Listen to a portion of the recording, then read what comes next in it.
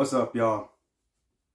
This is one of the videos that forget the fact that I hate to make, but it hurts. It really hurts to have to make this video. Yesterday, December 7th, 2021, I went into my dealership, Premiere Ford, you know, the one in Brooklyn here, right off of Kings Highway, for an oil change and also to check on some lights that kept coming on only when it rains. I had, you know, nice little Christmas tree of lights, and I just wanted them to tell me why the lights are going on, but we could not get that done because we couldn't agree with the scheduling. You know, they needed the car for quite a long time, and you know, I needed the car to go to work, so I couldn't. So I decided I'll come back another day. But I just asked them to do the oil change just like I always do. I only have them do my oil changes, especially when the weather gets cold. You know, I don't like to be, normally I would do my own oil changes, but when it's cold outside, you know, I let them do it. Or if it works out to be cheaper, either one. So anyway, yeah, I told them to do the oil change, and I told them I would be waiting for it, and the guys were just about to go to work, go to lunch, so I know I was going to be there a while. Fine. Sitting down, I started, you know, making some videos, editing, and so forth and so on. And then the service writer comes over to me, hey, you know, there's an issue with your car, it won't move. I'm like, what do you mean it won't move? What's wrong with it? I don't know, it won't move. So the one of the porters takes me to the back of the dealership, and the lot that they have, and I see the car sitting there. Asking for the key, I go to start it. It starts fine. So I put it in drive, and I hear this noise. It's like a squealing noise, just squealing. It's not moving. Drive, reverse, neutral, same squealing. Engine running fine.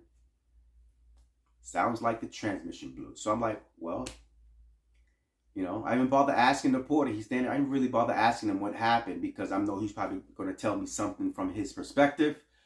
I have dash cams in front and back of my vehicle, so I just immediately pulled the footage, and what I saw, it broke my heart.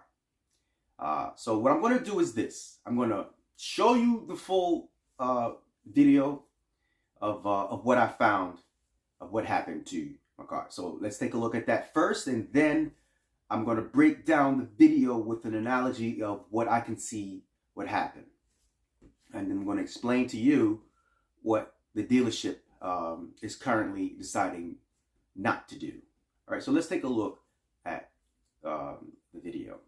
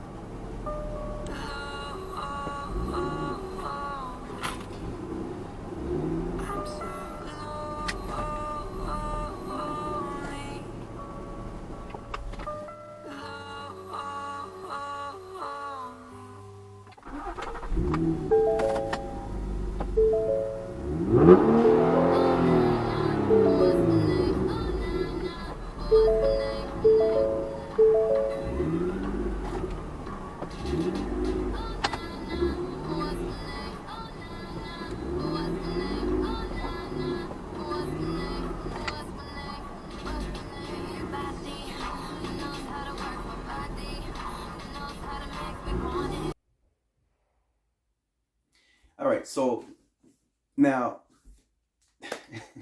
that was very hard to watch and listen to. I couldn't even, when I first pulled the video, I couldn't even look at the whole thing. I just couldn't do it.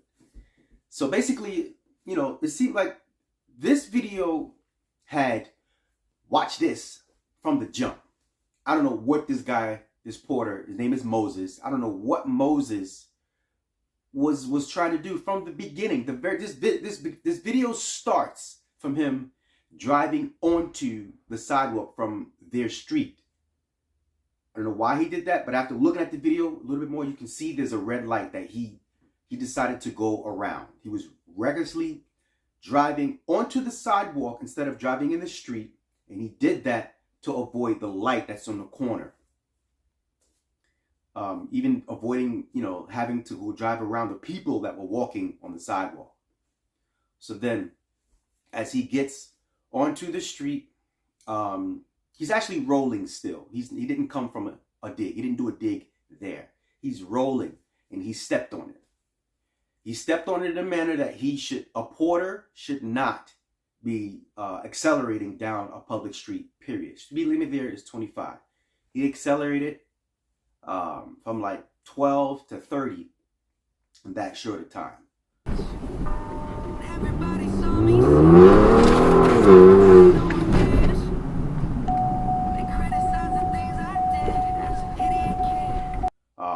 Okay, fine. It didn't sound like anything happened then. You know, the transmission shifted.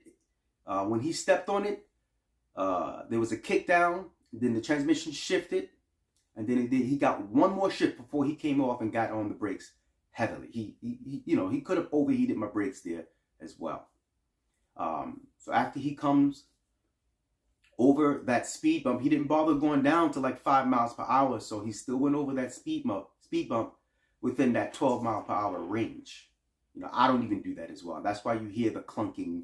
And, you know, my car does not handle bumps well. You know, my suspension is very stiff. So when you go over bumps, you know, it makes a noise. And that is the noise. That's the first noise you hear just as he's getting up to the speed bump. All right, so he goes over this speed bump, right? And, you know, he gives it a little more gas and then he's coasting. He comes to a full stop. And then what you're going to hear and see is this. What he would do, he'd put his foot on the brake, right? Foot is on the brake. And then he's going to gas it. You're going to see that the car is going to squat from the rear, but what you see in the front is going to come up just a little bit. That's him brake. It's called brake boosting. That's what he basically did. He brake boosted. Foot on the gas, foot on the brake first, and then foot on the gas. The car squats a little bit, comes up, and then he let goes, and then so does the transmission. The transmission, as soon as he let goes, it let goes. That's why you hear the two different tones of the engine, of the exhaust, the engine and exhaust combination. You'll hear the two different tones. It'll go, that's it. And then it blows.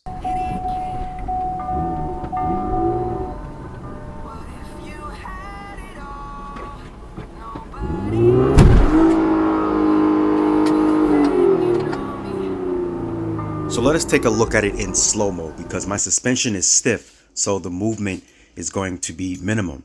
What you're going to see is the car's going to squat, or the front is going to rise as he brake boosts and then let go as the transmission blows.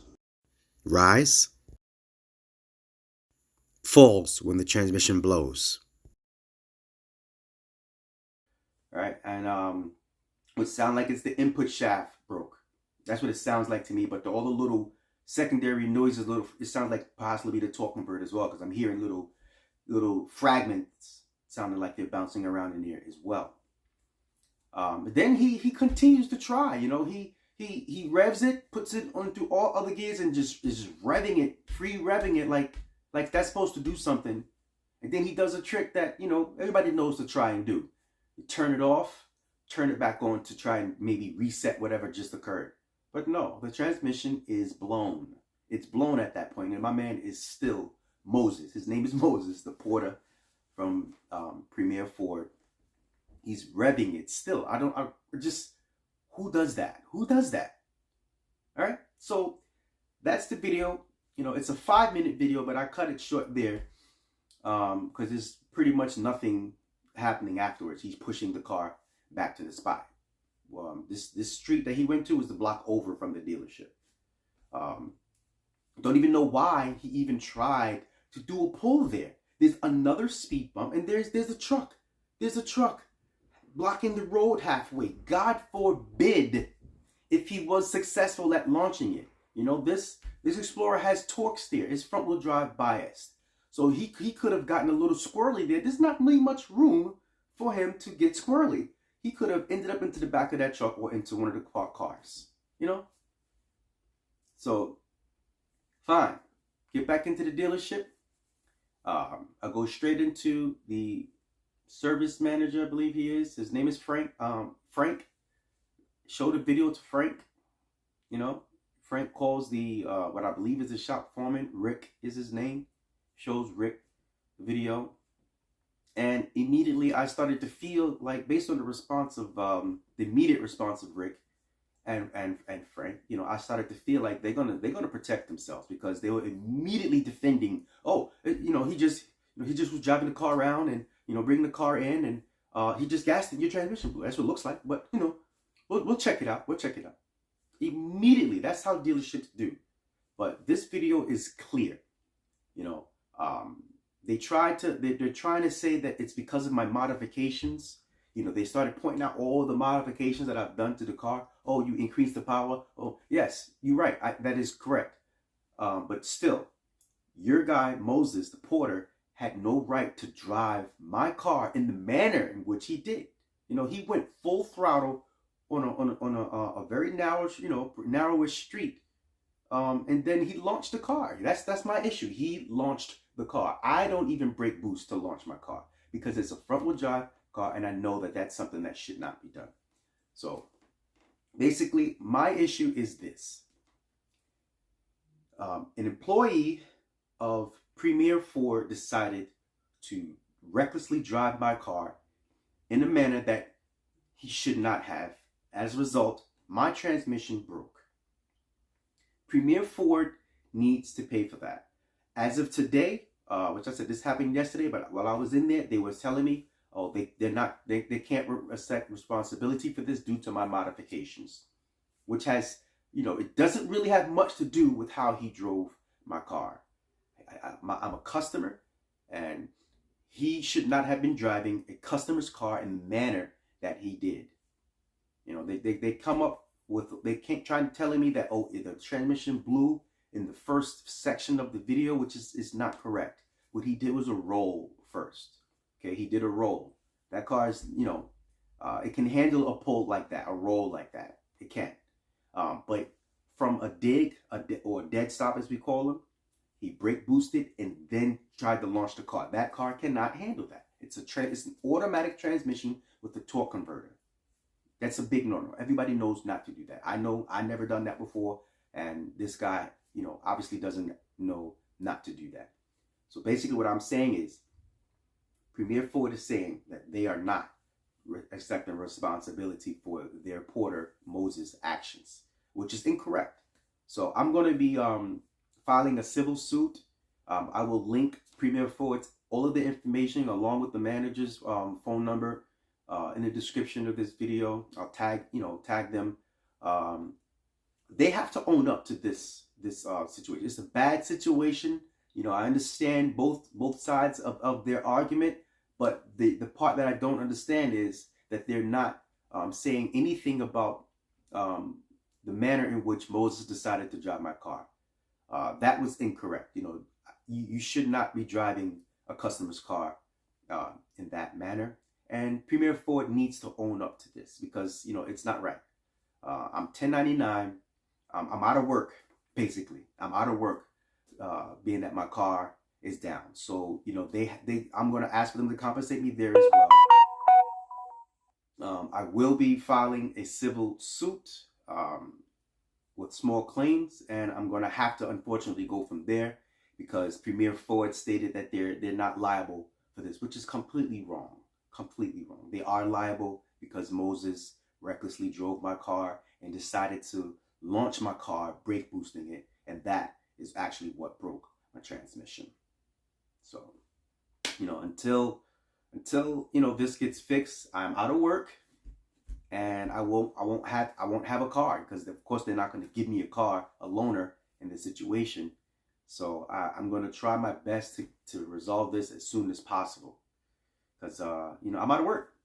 I'm basically out of work in these rough times. I'm out of work, and that's the part that really sucks. Forget everything else. That's the part that is very tough for me to deal because I have bills, I have automatic payments that come out of my account, and money has to be there. You know, I'm 1099. So self-employed. So I need to be working to put money into my account, of which I can't do because my transmission is blown and it's sitting at the dealership at the moment.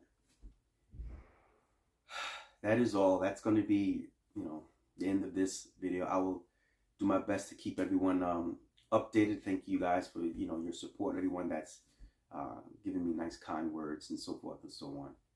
But I'm only asking for Premiere Ford to do the right thing here.